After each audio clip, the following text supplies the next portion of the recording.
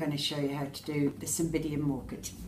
I'm using the Cymbidium Orchid cutter, some veining tools, and I've got here on the table a 26 gauge wire and some 28 gauge wires.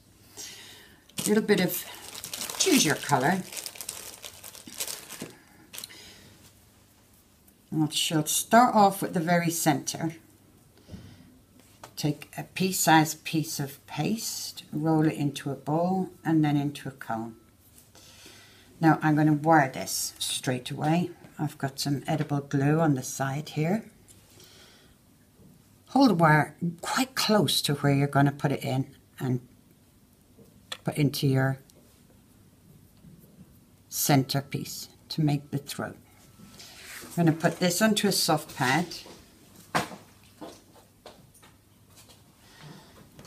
and with my bone tool I'm just going to open it up. Now I'm going to turn it around just like so. It's just shaping it and thinning out the edges like so.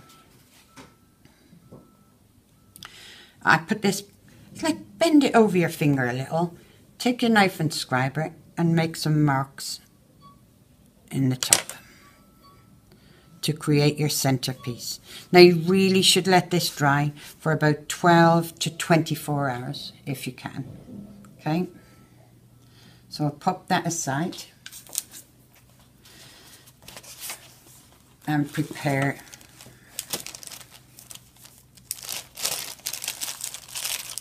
the outer petals. Now with an orchid you always have a head, legs and arms. So if you have a look, you have the wider one, that's going to be the two arms.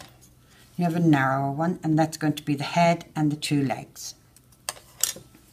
I don't need to have a center vein to put my wire in, but if you have a board that makes a center vein, by all means use it to make it easier for you to wire, to put your wire in. So we'll roll. Now I'm going to pop this on my foaming pad and I'm going to vein. I like to vein, just quickly vein the whole lot as opposed to individually veining what I've got. It just makes it a little quicker for me to do. Onto there. Always take off your soft pad and put back onto your hard surface before cutting. When you're cutting out, put your cutter on, put your fingers, don't put them here, put them inside. Make sure that you get a nice clean cut. And now we're just cutting 3 more.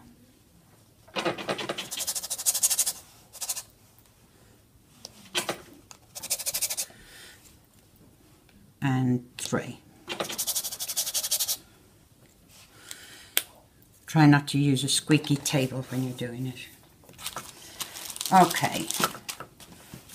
When you've got these prepared, just place them on your pad. Now you will see there's a pointed side and a rounded side to what you've got here. I personally wire the rounded side. And you can see it more clearly when I put it on the pad, just to get them ready. Rounded, pointed. Okay, I've got here my little corn flour and my dabber duster. I like to keep this beside me because I like to keep my hands dry for this part. Take your wires. Now when I say I'm going to show you with my glue, dip into your glue. I mean dip tiny touch and put it on your hand. It's to really put some glue on and take it off again. Put your petal right to the tip of your finger and hold with your thumb. And into, I twist that wire. Now this is my 28 gauge wire. Now the wire is in up to here. Just peel it off and put it down. Again. And you can see why I use my corn flour. Make sure there's no little ridges in your wire from where you've cut it, So keep nice clean wires and twist in. Sometimes that paper comes off your wire and it really does get in your way. So just discard that one and use one that you make sure it's not unraveling. And in they go.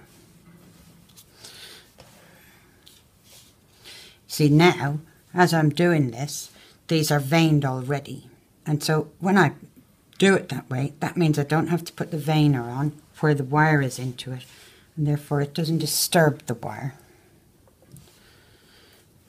Now I really think with these flowers you really need to have time to leave things to dry off before you start putting them together. Okay. Now I'm going to do these two first. These are our two arms. And all I want to do is soften this. I don't want to frill this. I just want to soften. So we've got, I don't hold onto the wire, I just soften. I'm going to pick up and just very slightly cup like so. And it'll turn. And then put these aside on your flower drying stand to dry off.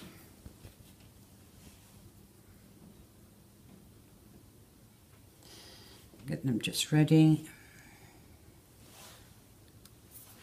Now we have, this is going to be the head. Now this is the side that's veined. So I'm going to soften from the tip of the wire to the tip of the petal. I'm going to turn my bone tool and then just drag it this way. So you can see what happens. My petal curls in like this. And then very gently with your finger and thumb, just bend that wire like. You want to curve it, you don't really want to bend it inside your petal. So it dries off at this angle. Now I dry mine off where I lay them on the side here and they will dry with just onto your table and curving against your forming pad. The next two I'm going to do, soften each one. Always soften from your wire to the tip. It's easier. Now I'm going to turn them over. So that means the vein is on the other side. Then I'm taking my veining tool. Now I'm going to turn this veining tool slightly to the right and then slightly to the left. So slightly to the right and vein in, and slightly to the left and vein in. Now when you pick these up and turn them, I'm just going to, again, I'm going to just curve this, curve it. And now I'm going to dry this off like so, so that my foot is sticking out like this. Again, just put them on your table or on whatever you've prepared to allow these to dry off. Curve. After a little while, this just becomes, especially if you're doing about 50 of these, it just becomes second nature to bend your wires and so on. Okay, now you've let the center dry off a little, your throat. So I'm now going to prepare the next part of your throat. A little bit of paste and roll.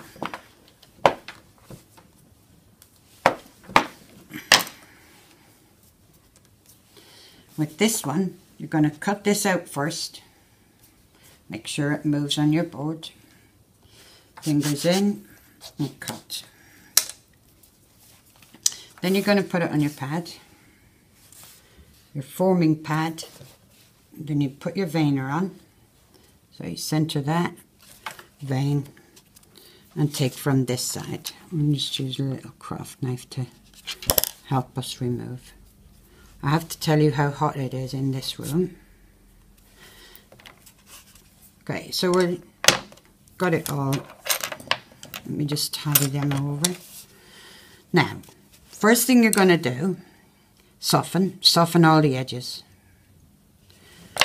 So we take our bone tool and soften and the edge.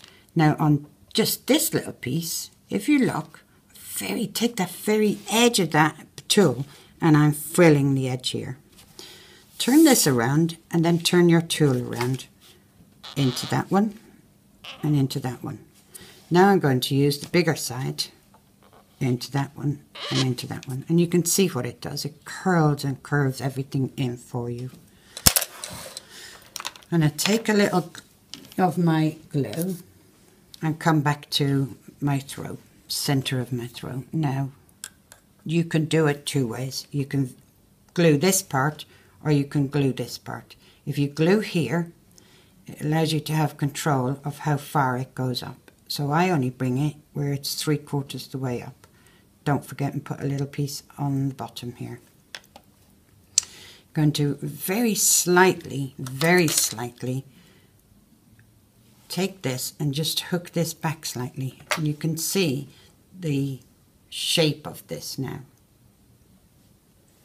Onto here, finger and thumb. Put this open side down and be patient with yourself here. Hold on and on it goes. Like so. Now you're going to just leave this to dry again, and then I'm just going to hang it on my flower drying stand to dry. When all of your petals and everything that you've got has dried off, you want to take a piece of tape. Now I put together and then I do my colouring up. So I'm going to put my little pieces together. Always line everything up where you want it, where it's easy for you to see. You can see right and left sides of your feet and your two arms.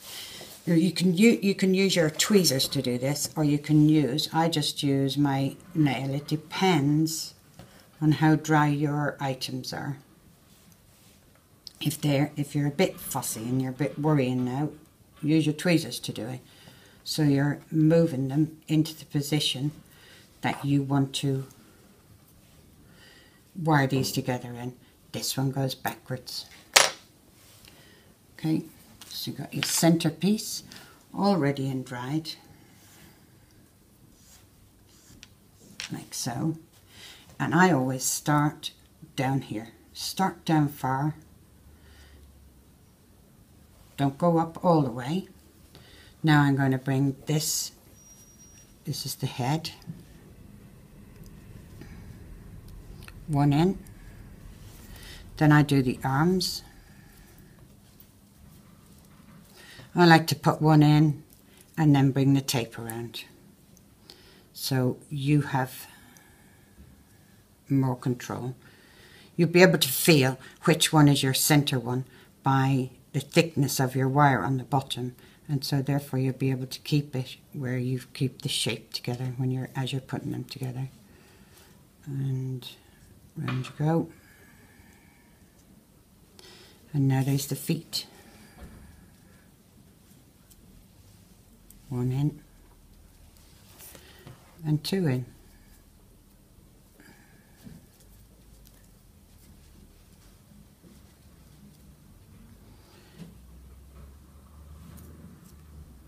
Very hard when if your flower isn't dry, if your petals aren't dry, you've got to be really careful with them. When I put these together, to make sure that everything is tight in here, I just take each one and just tug at it just a little weeny tad to make sure that I've got it all nice and neat into each other, and it doesn't look like I've got lots of wires on the top or in the center of my flower really. And bring a tape up, bring it down to the bottom, and there's your flower finished.